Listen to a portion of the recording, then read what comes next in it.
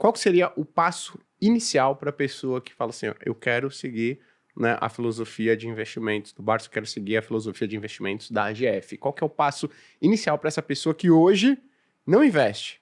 Né? O que você diria para essa pessoa? Qual que é o passo inicial? Acho que o passo inicial, na verdade, ele nem acontece na bolsa, ele acontece na renda fixa. Eu sou da crença de que, acredito muito que a pessoa tem que ter sim uma reserva de emergência. E aí ia depender, obviamente, das finanças pessoais de cada um, mas pelo menos uns 6 meses de salário, para que caso alguma coisa aconteça, e emergência não escolhe CPF, não escolhe hora, emergências simplesmente acontecem, e você precisa evitar ao máximo ter que vender por obrigação as suas ações, porque muitas das vezes você pode ter que se desfazer de um bom ativo, mas por um preço menor do que você pagou. Uhum. E aí, obviamente, não vai ser culpa do mercado, vai ser culpa de uma falta de planejamento de quem está investindo.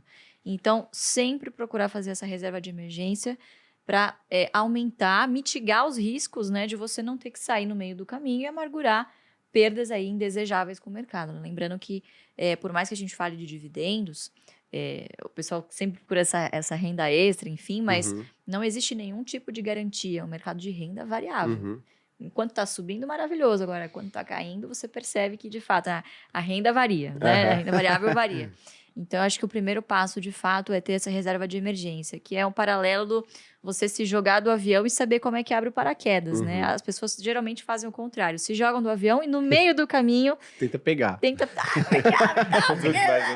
Quando vai ver, tem super pouco tempo para ter margem de manobra, né? E acaba não sobrevivendo, né? Então... Infelizmente, é o que acontece com a maioria das pessoas, né? Então, acho que esse seria o primeiro passo, ser conservador e ter ali um dinheirinho na sua renda fixa. Você tem?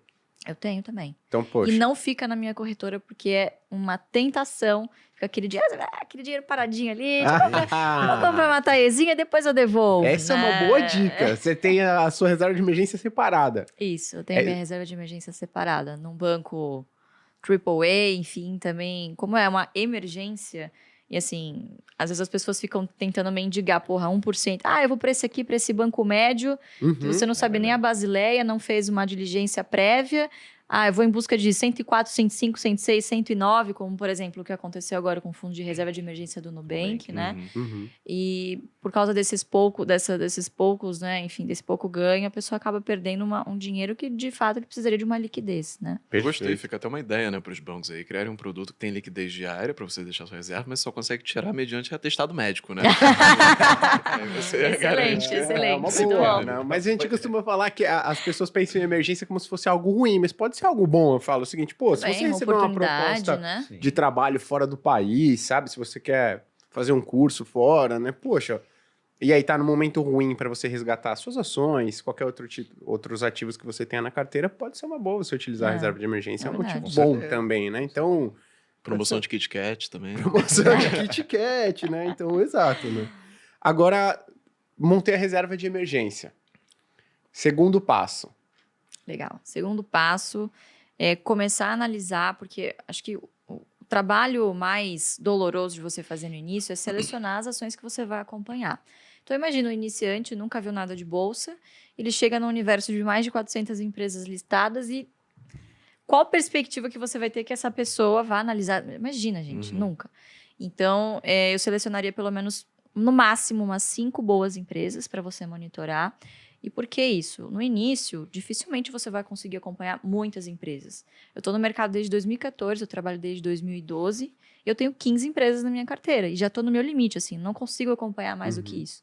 Então, se você quiser fazer um stock picking, que é uma carteira ativa, ou seja, você selecionar suas próprias ações, eu focaria em 5 empresas no início, né? E eu acho que esse é um erro muito comum. A pessoa tem R$1.000 e o que ela faz por desconhecimento ou insegurança? Divide em 20 papéis ao mesmo tempo e aí o que acontece? Ela não gera nem fluxo de dividendos capaz de comprar no fracionário, ou seja, ela não gera renda suficiente para reinvestir. E tampouco ver rentabilidade na sua carteira, porque você está tão pulverizado ali que, enfim... Ibovespa. Exatamente. Seria mais fácil comprar um ETF, né? Uma pena que é um mercado ainda pouco desenvolvido, mas acho que estamos caminhando para isso, né? Sim. Então, eu selecionaria 5 boas empresas para acompanhar e ir alternando essas compras frequentes. Fazer metas em quantidade de ações é extremamente importante. O Porque quando você foca na quantidade de ações e não no valor financeiro em si que você está aportando, você percebe que se esta ação de boa qualidade cai, se o preço cai, com este mesmo recurso você compra mais ações e chega na sua meta mais rápido. Lembrando que o dividendo é pago em função da quantidade de ações possuída e não do valor financeiro que você aportou. Perfeito. Né?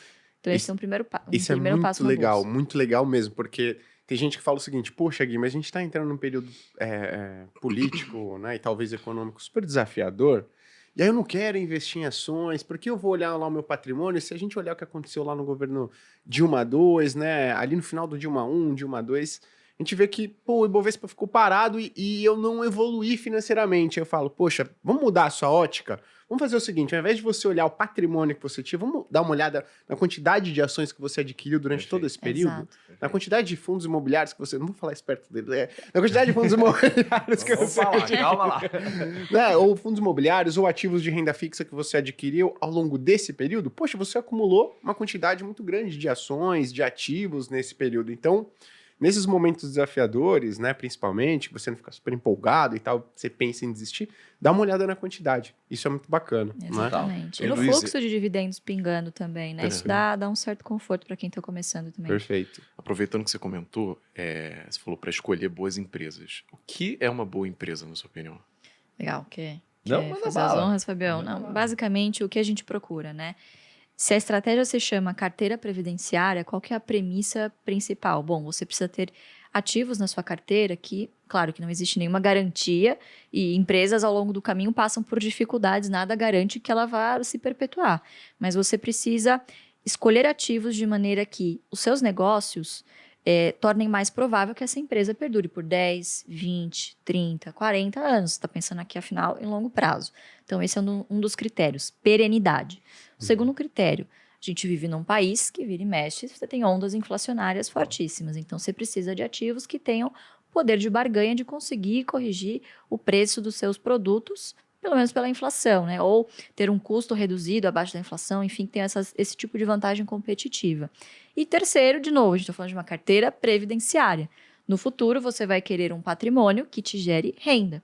Então, empresas que não só gerem um fluxo de caixa saudável, como consigam também continuar investindo, manter os seus negócios, os seus CAPEX, enfim, inovação, sempre muito importante, e remunerar muito bem o seu acionista. Então, quais são, geralmente, claro que não dá para generalizar, não é só fazer o filtro dos 5 setores e sair comprando qualquer coisa, porque, claro que existem exceções. Mas a gente sempre fala muito do BEST. O que é o BEST? É um acrônimo maravilhoso que um aluno nosso sugeriu e a gente apelidou e pegou para a gente, que são os 5 melhores setores para você começar a analisar para uma carteira previdenciária. BEST: bancos, energia, seguros, saneamento e telecom.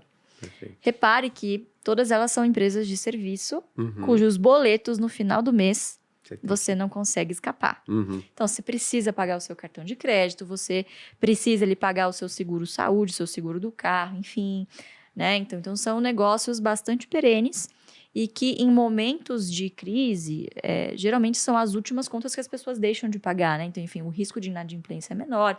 E, nos momentos bons, geralmente são empresas que acabam se recuperando, tem um ramp-up bastante positivo. Né? E lembrando que é um porto seguro para momentos de crise na bolsa, né? Então, muito provavelmente vocês devem estar vendo aí, por exemplo, as casas, né, de análise, enfim, recomendando bancos, energia, enfim, que são setores considerados mais defensivos perante a bolsa, né? Perfeito. Perante o índice. Né? Perfeito.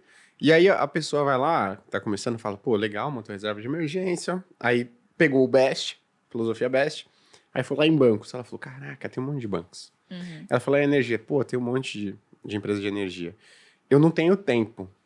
Essa pessoa, no caso, nesse pontapé inicial, seria uma boa, na visão de vocês, ela começar através de um índice? Ou não? É melhor ela acompanhar um analista que faz esse trabalho por ela, né? Que siga essa filosofia que ela gostou, né? O que vocês recomendam para essa pessoa que fala, poxa, eu não tenho tempo, tô lá, né, pô, trabalhando, ralando, e eu não consigo me dedicar a isso. Sou ruim com números, então eu preferia delegar isso ou através de um TF, fundo, ou um especialista. O número é o menor dos problemas. É o menor, porque hoje você tem casas de análises muito confiáveis, você pode se cercar de profissionais que te munam desse tipo de informação, até no AGF+, a plataforma. Enfim, você tem vários serviços que te dão ali, te cospem um valor justo e você vai saber se está caro ou está barato. O trabalho mais difícil inicial é você entender se ela é uma boa empresa. Então, você tem que sempre pensar como se fosse na vida real. Você vai comprar uma padaria. Quais características desse negócio você vai avaliar? Poxa, quem são os sócios? Quem são os gestores que estão ali?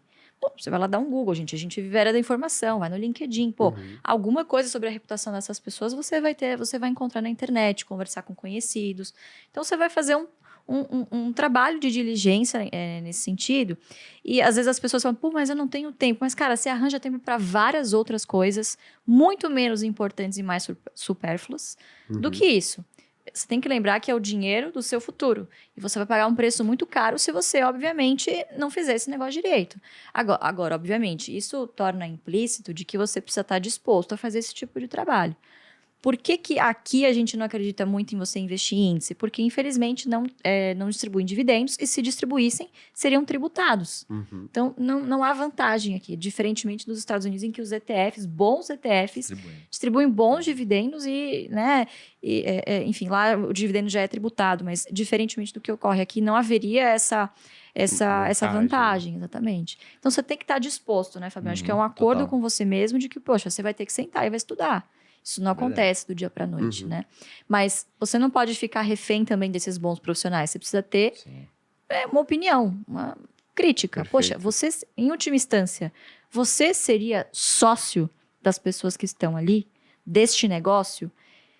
Entender o que a empresa faz é o mais importante de tudo.